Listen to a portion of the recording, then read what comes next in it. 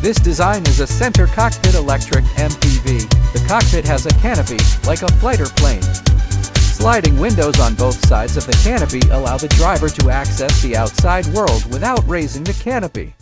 Behind the driver, it has 2 rows of seats for a total of 6 passengers. The cargo compartment behind the passenger seats can easily accommodate luggages for each of the 7 persons on board.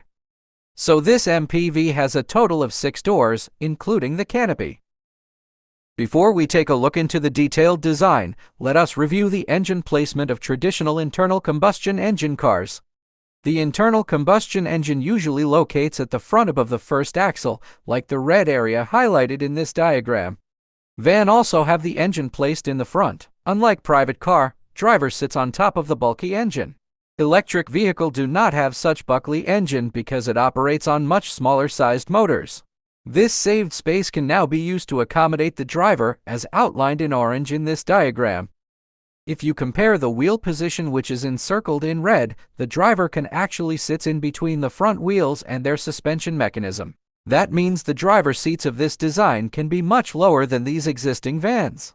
After repositioning the driver to the front, the wheelbase can also be shorter because the leg room required for the first row of passenger can align with the second row.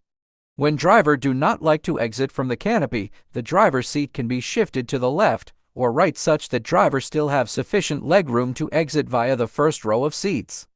With this center cockpit design, the MPV can easily fit with both left-hand and right-hand traffic configuration without any engineering alternation.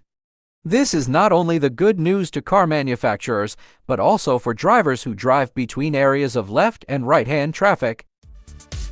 I hope you would enjoy this episode. Whilst I am moving on to the next innovative design, please feel free to share your comments and stay tuned. Bye now.